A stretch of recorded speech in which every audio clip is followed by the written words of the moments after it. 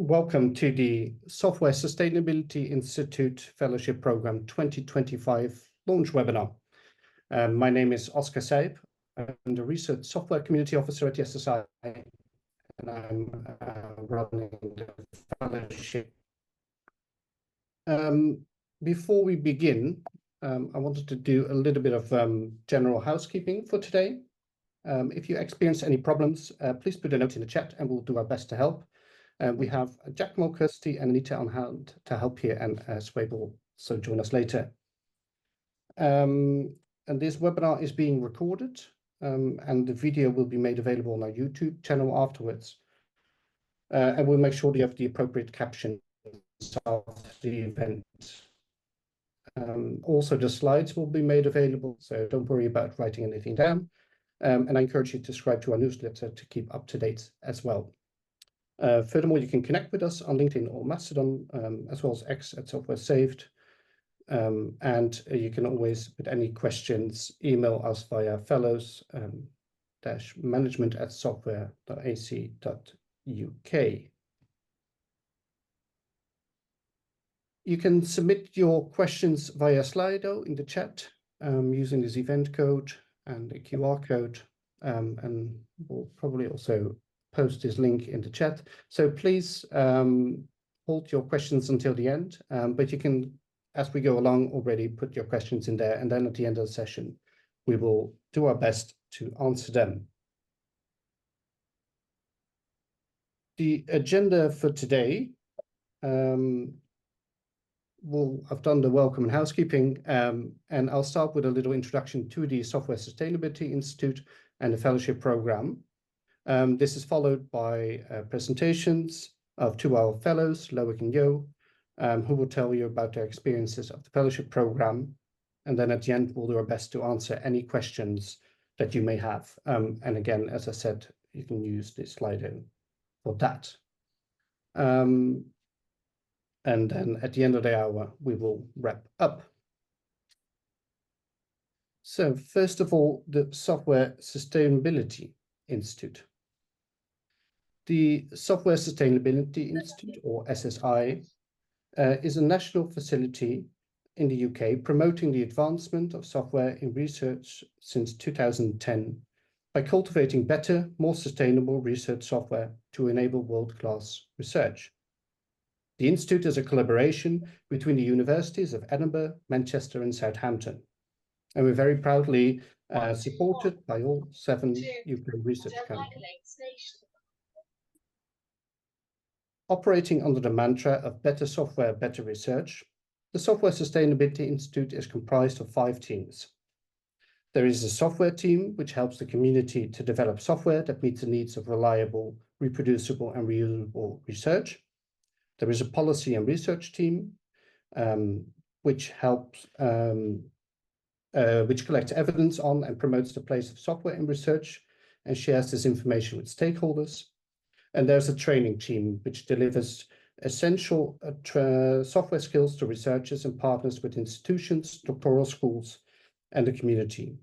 And there's also the community team, which we are part of in the fellowship program is part of, which develops communities of practice by supporting the right people to understand and address topical issues. And finally, there is the communication and outreach team, which exploits our platform to enable engagement, delivery, and uptake. So moving on to the fellowship program. The main goal of the fellowship program is to improve and promote good computational practice across all research disciplines and support those who are doing this important work. The program comprises of 4 main elements. There is a newly launched mentorship program, where fellows work with professionally trained mentors to develop their impact and engagement skills alongside improving their leadership qualities. There's an aspect of professional development as well. Fellows can use their budget to attend workshops, courses, conferences, and access a wealth of online resources to further their professional growth. There's also networking, a very important part of it. Each year, 20 fellows are selected, including up to 3 or 4 international participants, and they join a large and active network of over 200 current fellows. And there's leadership development as well. So fellows are encouraged to organize events, workshops, lectures, and seminars to promote best practices within their fields. In terms of eligibility criteria, the fellowship program is open to individuals at various career stages, from PhD students and junior professionals to mid-career researchers, professors, and RSE leaders. Fellows can be from non-academic backgrounds, including professional services roles supporting training, research, or infrastructure. And no formal qualifications in software development, software engineering are required. For UK fellowships, applicants must be based in the UK or affiliated with a UK institutional office. That includes the research councils as well. And for the international fellowship, applicants outside the UK should demonstrate how your plans foster international collaboration or how the UK research culture benefits from your unique perspective and/or techniques.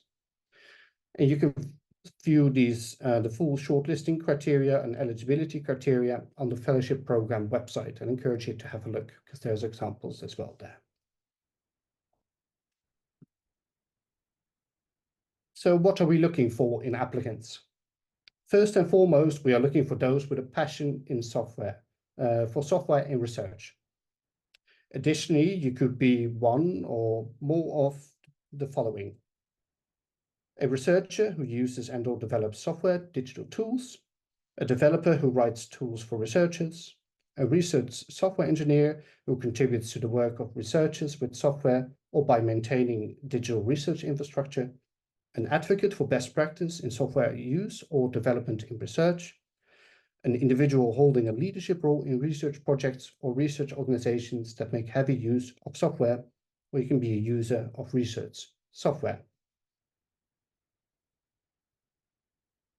In terms of potential fellowship activities, they include community engagement, so contributing to and helping form communities of practice in research software. You can do training, running domain-specific training workshops, such as software carpentry or other tailored workshops. Event organization, organizing events to address domain-specific problems. Activities include conference participation, attending key conferences to promote the work and raise awareness of research software issues. That you do activities related to community feedback, so providing feedback on software use and needs within the entities, policy and research, engage policy initiatives to better understand computational practices, and collaboration with funders, so working with funders to influence software-related policy. These are some examples. We're very much open to other activities as well, so please feel free to suggest anything. In terms of requirements, the program requires about 8 days a year to engage in win-win activities, what we call. And we expect you to write a blog post for each activity that we support. We also ask you to attend the 2025 inaugural meeting and take part in a midterm review. Furthermore, we ask you to attend the collaboration workshop 2025, but we give you the opportunity to attend it, which is a great event. And we do have also regular fellows community calls. So that's a really good opportunity to connect with existing and new fellows. And finally, at the end of your fellowship program, we also ask that you take part in a final survey on your participation in the fellowship program. So why apply to the fellowship program? What do we offer in return? Well, these are some of the things that our fellows ourselves have reported. They see as benefits for the fellowship program. And the first one is status. So becoming a fellow enhances individual status, recognition, and collaboration appeal, while also raising their department's profile. There's professional development as a benefit. The fellowship program advanced careers through job opportunities, skill enhancement, networking, and increased visibility. And a third very important aspect is also community and networking. And the fellowship offered networking and community building opportunities, advancing careers, fostering collaboration, and promoting sustainability across institutions. And finally, there's also the aspect of resources. So fellows get a budget of about £4,000, which they primarily use to attend conferences, organize events, run training sessions, and initiate new projects. And additionally, and maybe one of the important things, the fellowship program operates also on the basis of once a fellow, always a fellow. So after your inaugural year, you will still have certain opportunities to keep engaging with the community, access some funds and other opportunities. In terms of rates of acceptance, this depends on how many applications there are. Since there was no cohort last year, we are expecting a few more this year, but on average, we tend to receive between 60 and 80 applications, of which 30 are shortlisted and 20 selected. In terms of demographics, there's a breakdown from previous years.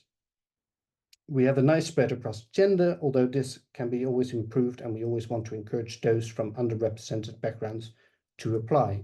And I should say these are applications. So through the selection process, we actually saw that women tend to do better. When it comes to career stages, there is a nice spread as well, although many of our fellows are early to mid-career. We would like to encourage those in more experienced roles to apply as well, because they have a lot of influence when it comes to policy and getting better research practices enacted in their domains and institutions. In terms of disciplinary backgrounds, you can see we get a majority of applications from the mathematical sciences, engineering and technology, biological sciences, physical sciences, and computer sciences. However, we are very keen to support fellows from other backgrounds. And the other group here is mostly applications from the arts and humanities, as we believe the fellowship program has the greatest impact in disciplines and organizations that were previously underrepresented in the program. So don't be discouraged from applying if you're not sure if there's a fit. I'd advise to have a look at the profiles of previous fellows on our site to see the broad range of people and plans that we have previously supported. Now, in terms of the application process, the main part of the application is a 6-minute voiceover of a slide presentation screencast, and reviewers will base the bulk of their decision on this. What this means is that you will make a slide presentation and record yourself speaking over it. We have provided guidance on our website for how to do this with tips and tricks on both content and technical aspects. This application guide also contains links to previous screencasts of successful applicants available on YouTube, so I would encourage you to have a look at those. We suggest that you spend about a minute describing who you are professionally, 1 minute describing what you do, and about 4 minutes describing your plans for the fellowship, although you may decide to spend more time on any section. If a video application is not possible or accessible for you, for example, due to a disability, economic reasons, or lack of equipment, we will accept a written application. The written application should include the same information as above, approximately 800 to 1,000 words, and include a brief justification, about 1 or 2 sentences, why a written application is being submitted instead of a screencast. If an alternative application format would be better suited to your accessibility requirements, please do not hesitate to contact us at fellows-management@software.ac.uk.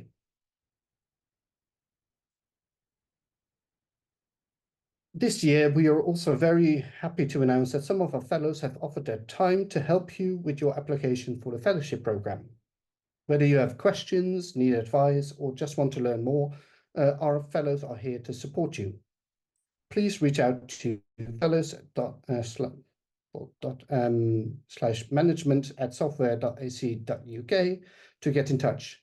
And please use that email address, contact us to ensure that we log in any support received accordingly to avoid any conflict of interest during marking later on. In terms of shortlisting criteria, during the shortlisting, we look at ambassadorship and fellowship plans. And in terms of ambassadorship, we assess if you have a clear link to research software or the research software community. If you have experience advocating, organizing, or participating in activities to improve research or computational practice in your area of work, and if you are a clear and effective communicator. When it comes to fellowship plans, we also look at if the plans demonstrate an understanding of the bigger picture and vision for improving computational practice in the area of work, and if these plans articulate potential solutions as part of the plans for the fellowship and how or why their methodology will have an impact. And last but not least, we also look if the plans are SMART. So those are specific, measurable, achievable, relevant, and time-bound. And again, you can view the full shortlisting criteria description of those on the fellowship program website. There are a lot of resources there, so I do encourage you to have a look at those.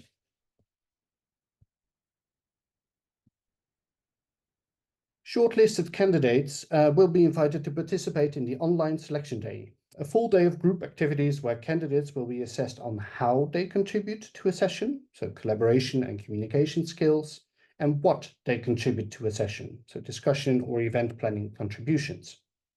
The online selection day will take place on Monday, the 18th of November, 2024, from about 10 till 4 GMT. We will provide breaks throughout. It's not full day. So please save this date. The final selection of fellows will be made based on the combined assessment of the candidates' performances during the online selection day and the fellowship plans proposed in the screencast applications. And here is the timeline for the 2025 fellowship program, as found on the website as well, these dates. Application closed on 7 October 2024, and we aim to let applicants know if they are shortlisted or not by the 4th of November. Shortlisted candidates will then be invited to participate in the online selection day on the 18th of November, and this is our version of doing interviews. If you're unable to make that date due to a clash, don't let that put you off your application. If enough people cannot attend that day, we can arrange an alternative date, but if possible, do please save this date, as I mentioned. The final selection of fellows will be made based on the combined assessment of the candidates' performances during the online selection day and the fellowship plans proposed in the screencast applications. We will make the formal offers of the fellowship to successful candidates by the end of November, and then we'll make the official announcement of our 2025 fellows in December, and you officially start your activities in January.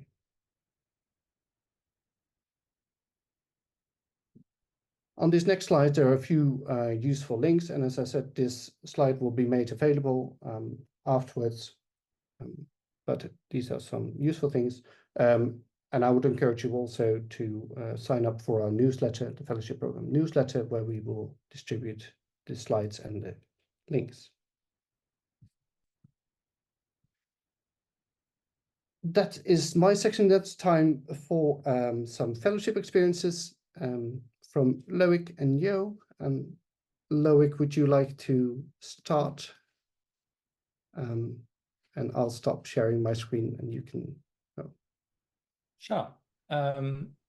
I actually don't have slides. I thought I'll just speak up for once. I'll try to not ramble too much. So hi, everyone. Very happy to be here. I was, I guess, the last intake of fellows, because as Oscar said, there wasn't one last year. So I started in early 2023. A bit about me. So my background is in statistics and machine learning mostly. So I moved to computational biology for my PhD, and then switched again, and halfway through started working on the environmental impact of computing in research. And that's something I started to do in 2020. And now I have this like slightly weird timetable where I spend some of my time still doing biomedical data science, but the bulk of my time is now working on these green algorithms projects we started to raise awareness and build tools for environmentally sustainable computation in research. Why I applied? Well, initially is because of the name of the SSI, and funnily enough, I didn't realize that actually the SSI wasn't really doing environmental sustainability at the start, and that's something that's been really building up in recent years, and that's been great to see. But initially, I thought, oh well, I'm doing environmental sustainability. The SSI sounds like it's a good fit. Let's go for it. And it really was. Part of the reason was the idea of joining a community.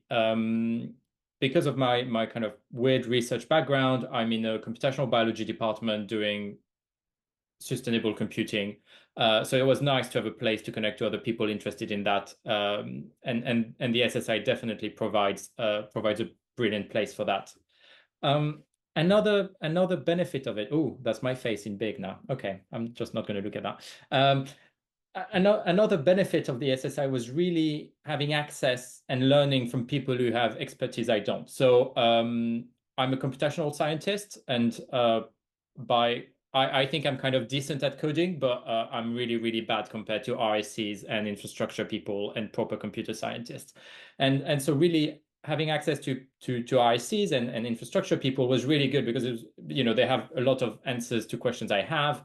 And it's a great way to have access to a community with a very diverse backgrounds and diverse expertise. And as Oscar said, it's great to talk to people who actually do computational humanities, something I never really came across before. And yeah, so really interesting. And part of the goal, so when I started, part of the goal was to try to push the agenda, to help push the agenda for more inclusion of environmental sustainability, and then I started meeting people, and I realized there was actually a lot of effort going on already, things like what Kirsty Pringle does with the RSC Society. But really, so it's been really great to see the SSI build up and include more sustainability, more environmental sustainability. I need to be specific in the agenda and in the kind of program. So yeah, very exciting times. So that's roughly why I applied for the community side, and the recognition of the name. It's always nice, early career. It looks good to be a fellow somewhere. So that helps with the CV as well. So what idea did I use to apply? The main idea was organizing a conference around environmental sustainability in computing, in research computing. So like a 1 or 2 day conference or workshop around this topic. And the motivation of that was kind of because I thought it was good fit for the SSI, was to give a place to connect. And that's one of the issues. There are lots of people, well, on the infrastructure side, of course, in data centers, lots of people working on environmental sustainability for a long time. So the place I came from was to try to bring this concern about environmental sustainability to applied scientists, which it hadn't really been a topic there for a while. So I thought, try to organize a conference, an event where people who are interested in that, but whose topic of research has nothing to do with sustainability, could come and raise concerns. And actually, it was really interesting, because at the shortlisting or the selection day, online selection day, I met Lincoln Culling, another applicant who was the other one. So it was just two of us with kind of environmental ideas on that selection, and we both had this idea, and we ended up actually organizing the conference together alongside others. So really, the community thing really worked from the get-go. So if I reflect a bit about well, I guess it's like a year and a half now since I started with the year of the fellowship. I mean, the reason I applied for, I think that they all worked out pretty well. I guess maybe there was other reasons I forgot because it didn't work out, but mostly it did work out. The support of the community is absolutely brilliant.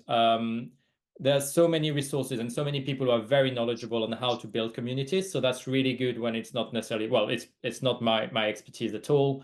Connecting with other people, I mean, it's been invaluable, really, like building a network across the UK and with some people international as well, but across institutions, which is something is quite different. It's quite difficult sometimes.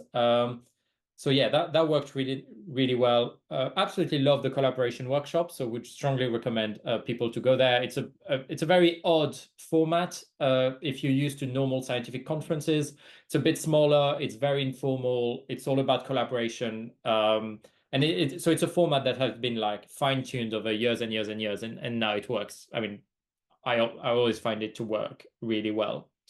The funding, obviously, so I ended up using, initially the funding was for the conference, but we ended up having not to pay that much for the conference. So we offered some scholarships, but then that was about it. So then I could use the funding to actually expand the network across Europe and meet with, travel to organizations. And it's nice to have a little bit funding available where you can just, you say, oh, that's a visit that's really worth doing to collaborate with these people, but maybe they can't pay for my travel and my department doesn't really see the value, so they won't pay for it. It's a really nice pocket of money to have to be able to really build these networks forward. And a couple of things. I mean, so much more happened during that year that we didn't really plan. But one of the things we ended up doing with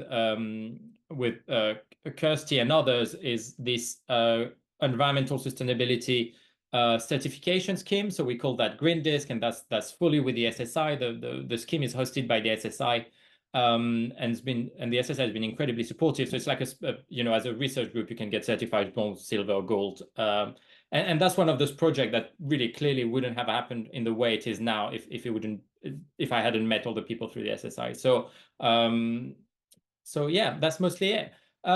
Main advice to wrap up would be to do it. I mean, if you consider applying and you think you could be a good fit, do apply. I had massive imposter syndrome when I was about to apply because I'm like, I'm not an RSC. I don't know anyone at the SSI. I had no idea about the SSI until I applied. So really, you don't need to be very familiar with it. Like I found out about the fellowship, I think in 2023 when I saw the announcement of the new fellows, and I just put a reminder that I should look at it again when the next cycle of application would come up. And it's the SSI is a very broad church in terms of background, much more than I thought it would be. And then, it goes from people, RSCs and people with more traditional computing background, but then across all fields of research, applied scientists, all career stage. So really, I can't really think anyone who is very interested in making software better, I can't really think of a background that wouldn't be suitable for it. And then kind of more practical advice, I guess, maybe for the application on what plan to do. I would say it's good to be ambitious, but it's not like a grant application. So you're not trying to explain how you're going to change the entire world. So, finding a clear gap that you think that's something that's not happening in software. And there are so many of them. Like it's crazy. Just find a real gap, worth filling, and you can go with that. And I guess it's a balance between highlighting how you think you will benefit from being part of the SSI community, and I hope I've given some pointers here, but also how you think your background and your expertise could fit in and could bring something to the SSI, the idea of the win-win Oscar was mentioning. And really find a topic you're really passionate about. It makes such a big difference. I mean, I've heard so many meetings from fellows who are passionate about things like properly documenting code. And I'm like, from the outside, it looks incredibly boring, but actually they're so passionate and they explain. And then at the end of that, I was like, I want to do documentation as well. It sounds brilliant. So that really comes across if you're really passionate about it. Okay, I have no idea how long I've been talking for, but happy to take questions or, answer on the slide or in the chat. I don't know what the plan is. Yeah, hopefully it's useful. Thanks all. Perfect. Thank you. Thank you very much, Loic. And I would encourage everyone, I don't believe we have any questions in the Slido yet, but if you have any questions for Loic or anything about the fellowship, please put them there. Thank you again. And then we continue with Yo. Excellent. I'll do the sharey thing.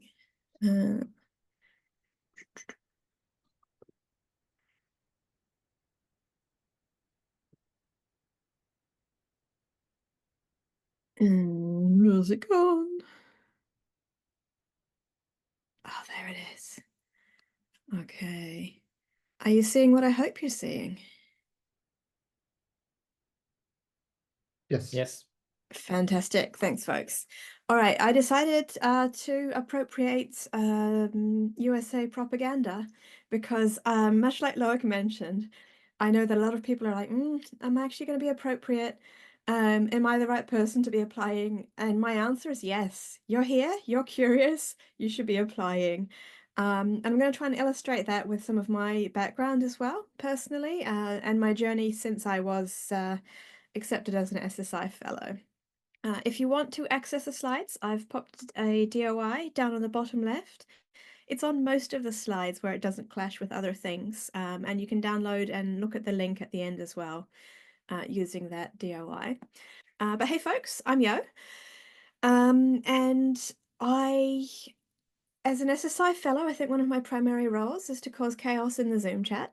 But failing that, I wanted to talk a little bit about what I was doing when I applied in 20. But I thought, you know what, let's give it a go. And actually, I also had a lot of side projects going on because I had already fallen into the academic trap of trying to do far more than was physically possible or sensible with my time.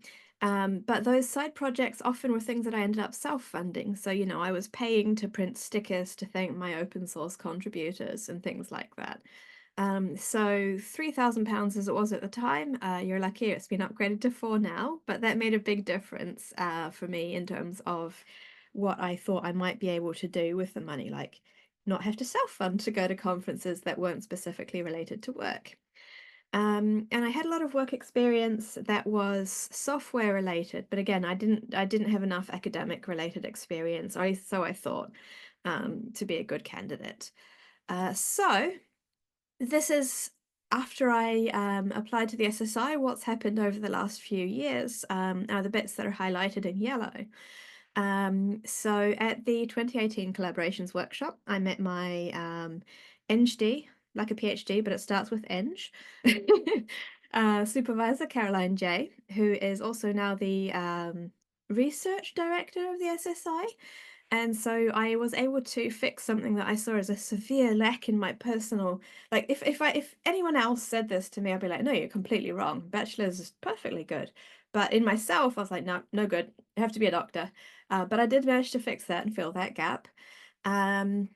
I moved on from Cambridge and for a while worked at the Wellcome Trust in what felt like a dream job because I was working around policy and funding open source research related technology at the Wellcome Trust, a large philanthropic funder.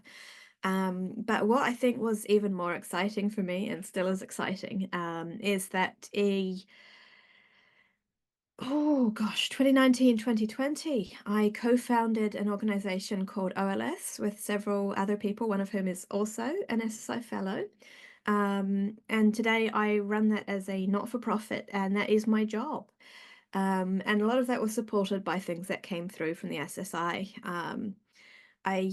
I had planned some elaborate, fantastic joke about saying, this just all magically happened. I sat here and the SSI delivered these to me in the mail or something like that, but I didn't manage to work it in.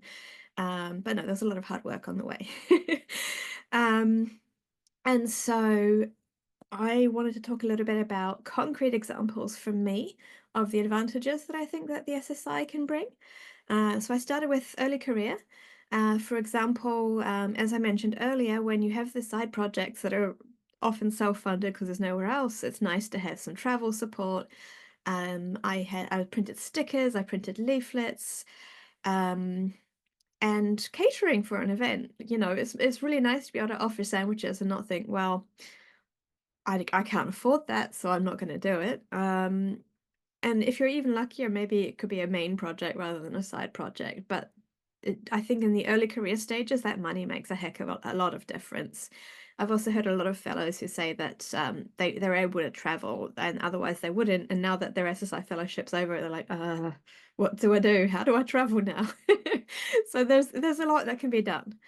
I think people who are mid or later career get a lot more from the strategic support and networking than they might from the money. I do think that the strategic support and networking is important to everyone at every stage, but I think this is mostly to point out to folks that if you feel like maybe a £4,000 budget isn't something that would inspire you, this still should. So for us, I think most exciting, it was really nice seeing Oscar talking about the mentorship program that's in SSI4, which is the current round of SSI fellowships and activities over the next few years, and that the organization that they helped support when it was younger is actually helping with the mentorship on that, because that's what our organization does.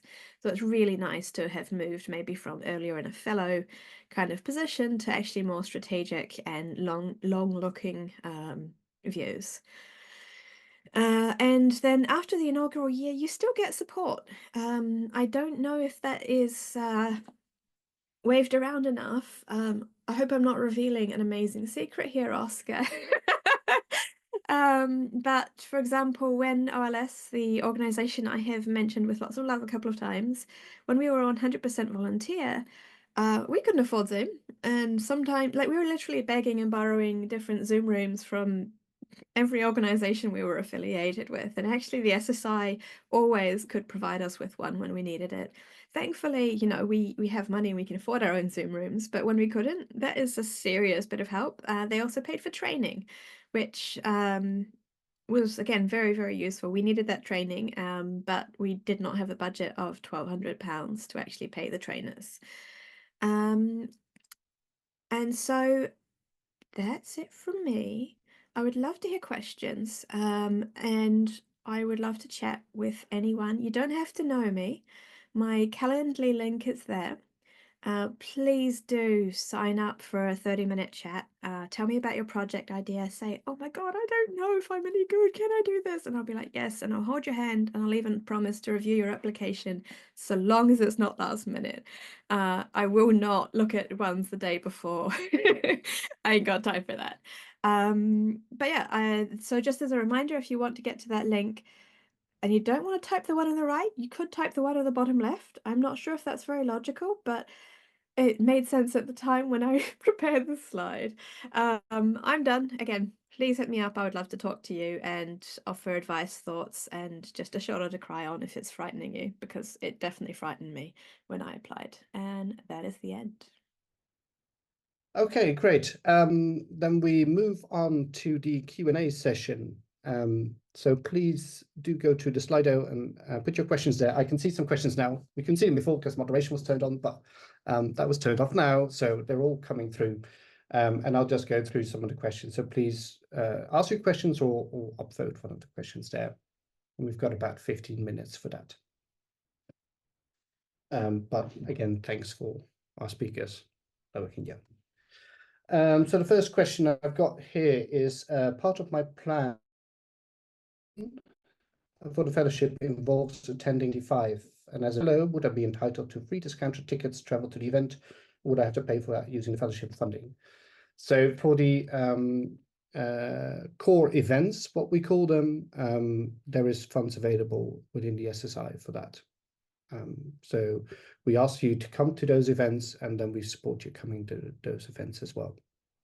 And yeah, as the fellows mentioned, they are really great events and really, really valuable. So we do encourage you to come. If it's very difficult, there's also online participation for those events, but in person is great. And we're hoping to do a bit more around those as well. I hope that answers that one. Then I've got a question, what or can the fellowship be used for other than attending conferences? Well, yeah, the fellowship can be used for a great many things. Really, there's no real limits to these things. Some ideas, if you have sort of ideas for paying for people's time or things like that, require some conversations with finance, but the attitude is always that we're trying to facilitate what ideas you have and try to realize those and work with you. So there are no limits. The only limit is really making the argument why it's relevant for your plans or why it is useful. So there was again a question about the collaboration workshop. No, it is included. Where the meeting is hosted, online, in person. So I think this refers to maybe the community calls. These are all online. There's also an opportunity, as I say, for the collaboration workshop to be attended remotely. So if you are unable to travel to the location, there is a possibility to do it remotely, but in person, I would sort of suggest it gives you a great experience. The community calls are online, and a lot of our events with fellows, and there's for example, study groups as well, or focus groups that you can participate in. Those are mostly online, just to facilitate for everyone to make it easier to attend these. What does the midterm review consist of, and how does a fellow contribute to it? that is a question. Well, the midterm review is really sort of halfway through your fellowship. Is it sort of a check-in? And the check-in is about, so have you found your people? How are you getting on? What are some of the obstacles you are experiencing? Where can we support you more? And I must stress as well that with plans and this midterm review, we are very understanding that plans change and that careers change, situations change. So don't be put off by that. It's not a midterm review where you have plans, you submit it, and then halfway through we're like, where are your plans and what have you done? No, that absolutely not.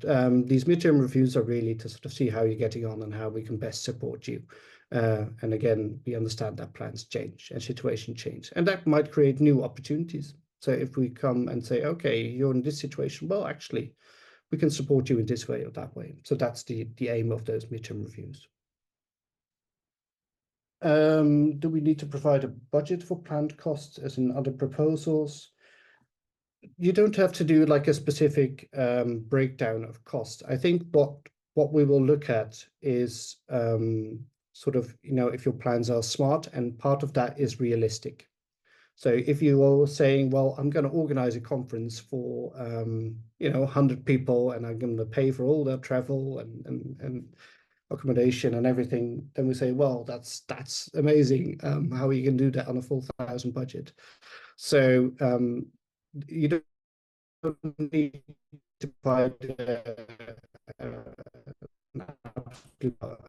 We ask plans to be realistic in terms of financial breakdowns. Okay. Are there any activities areas where the SSI considers it is job done, which are unlikely to be selected? For example, the carpentry is already fully covered. I think to be done is the answer, and that is what Loic mentioned. If you identify a gap and a need, then that is enough. I would say that in areas where the SSI has already done a lot, for example, with carpentries or in other areas, there is more onus on making that argument of like, this is really necessary. So we are looking for those new areas, and that's why we're very interested in people from different backgrounds with new ideas coming in, because we feel like we can have the most impact there. So that's the only sort of footnote I would say to that.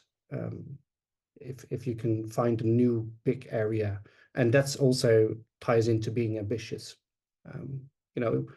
You can be ambitious. We don't hold you to it. We don't say, why didn't you solve all those problems? But to have a go at something where you identify a clear gap is great. A question here.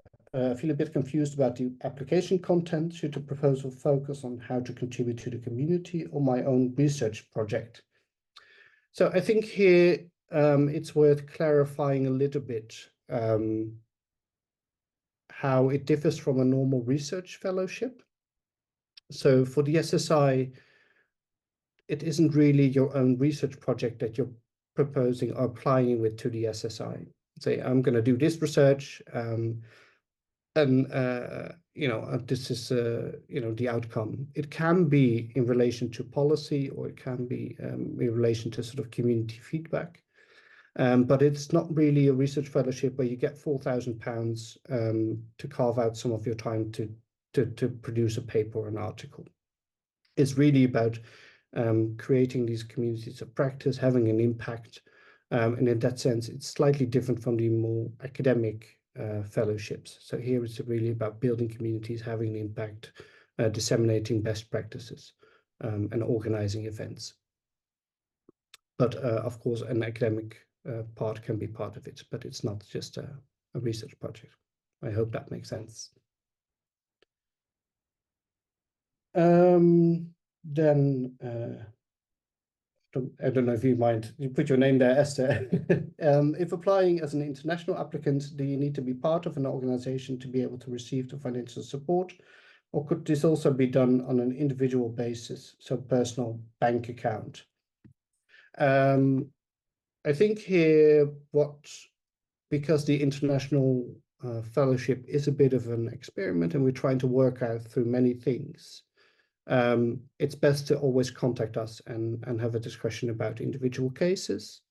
I think for the UK, we do ask that you are affiliated with an institute or an application, but I think the main argument here, or the main reason why we ask these things, is that you have to convince us how you're going to make an impact and where you're going to make that impact.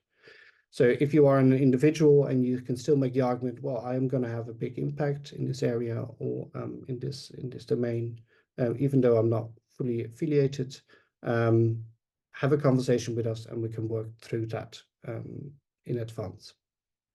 So for this and any specific cases, feel free to contact us and we can talk through it. And there might be some way in which we can support you as well, get you in touch with certain institutions, for example.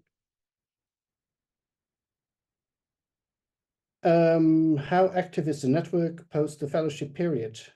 Is it an active community? Well, I said yes. It is a very active community. I think if you look at, we recently put out a call for application support to fellows, say, would you like to support prospective applicants? And we've got people from 2007, so 7 years ago, 8 years ago.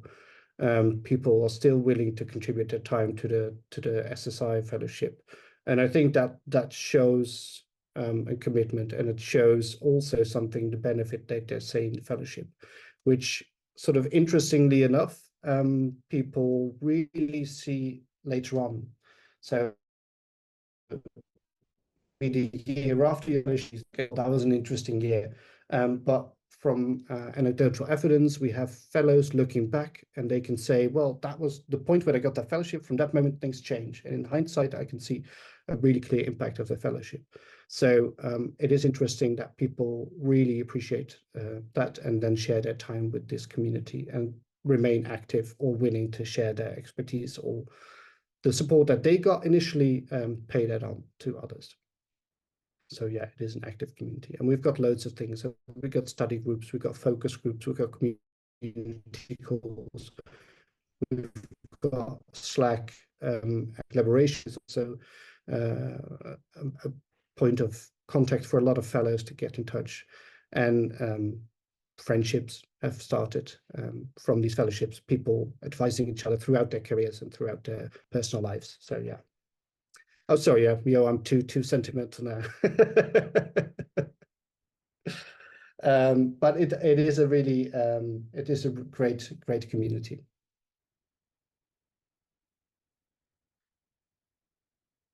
Was it crunchy? It was my audio quality or the content of my talk. Well, we're enjoying the sentimentality as well, but no, you're occasionally becoming robot. Oh, okay. I do apologize. Is it better now? Can you hear me? Yeah. You may okay. go at any time. We'll never know. Yes. And what will you do? What will you do without me? A question about the mentorship program. I think that's a really it's a new aspect of the fellowship program. It's quite exciting. The mentorship program is, especially in this first round, will be existing fellows that receive training in mentoring and coaching and allyship, and they will be linked to each of the new fellows for the entire period of your inaugural time. The details around which is still something we're really, because it's the first time, we're going to see how it goes and we'll closely monitor and see how it works. But it will be an extra point of contact. So these people will provide extra support, extra point of contact, in addition to the SSI staff that's already there and existing fellows. And it's formalizing some of the connections that we have. And that can be really beneficial. You can ask many questions, but also in relation to, the point of, we come at the midterm review and your plans have changed. these are things that you can already sort of with your mentor throughout, before that moment, work through and receive support in. Or you got a new job, you move to industry, all these things. That it's just an increased layer of support. And the focus there is really to increase your impact and leadership qualities. So those are the two main things that we'll be looking at. And this can be for all career stages. So it's not just the early and mid-career. For the senior careers as well, it will be more sort of a peer-peer relationship. But we've got for those roles as well. Almost 5 minutes. Okay, so thanks for the information. Maybe coming in a moment, but I'm wondering if, except for the 4K for research, the fellowship is remunerated, and if so, by how much? Well, there is basically the 4K is your budget, and you apply to us with events and funding requests. So you say, I want to organize this event. It's going to cost this much. And you basically work within the parameters of that 4K. So that's the upper limit. However, there's always room for negotiation, and we're always there to support you. So if you think like, oh, actually, I need a bit more, or I want something else, we will try and work with you and see what's possible. So the attitude is always that of support and see what we can do. But within the fellowship, the set budget is about 4K. Once you go past the inaugural stage phase, then there'll be additional funds or other funds you can look into.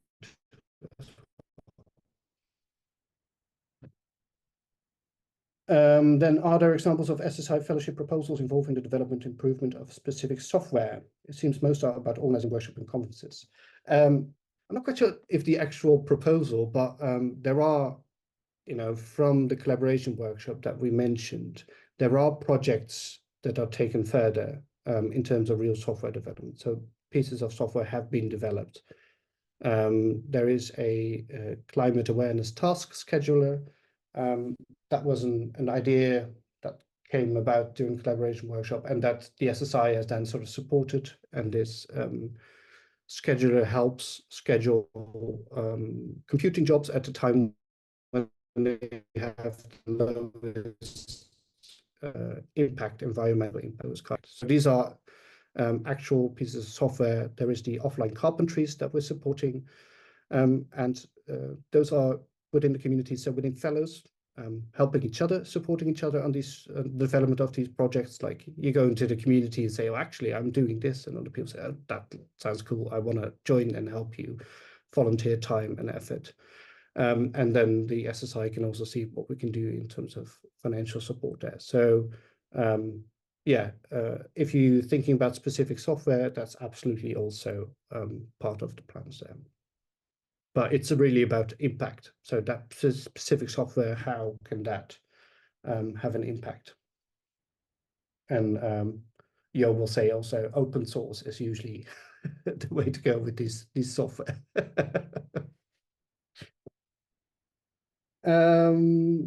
I've got a few more minutes. Yeah, also salary attached to the fellowship. No, so it's not like research fellowship where you get £4,000 in your bank account and you do a research project. That budget is something you apply to us for it. So you say, I've got an event that will cost this, and then you apply for funds, and then we will compensate those. Or I need someone's time, or I need this sort of things. So yeah. It's not a salary in that, and not a lump sum that you just receive if you get the fellowship. In that sense, it's slightly different from other fellowships. Then, with 1 minute to go, I will officially, I think, close the webinar. I'm very happy to stay here for a bit longer if people have still questions. So people are more than willing to stick around. But let me sort of close the official part of this webinar by thanking our fellows for speaking, Yo and Loic. Thank you very much. Thank you for the staff here on hand, Giacomo, Kirsty, Anita, and Swabe as well. And of course, the funders of the SSI, very important to make all this work possible. And thanks everyone for attending this session. As I mentioned, this video will be put online on YouTube with appropriate captions, and the Slido and things like that. And some of the questions we'll also probably put in the Q&A on the website. And do contact us if you have any questions about your project or about your ideas or about any technicalities. But there'll be a lot of information on the website. And I also encourage everyone to subscribe to our newsletter, the SSI newsletter. There is various options, but one of them is I just want to know about the fellowship program. But of course, I'll encourage you to tick all those boxes because there's a lot of great things going on at the SSI. And on the website, there are a lot of resources there. So just 1 minute over. Thank you very much, everyone. And as I said, if you still have any questions, feel free to stick around and I'll be here for a little bit as well. But I hope you have a good afternoon. Thank you.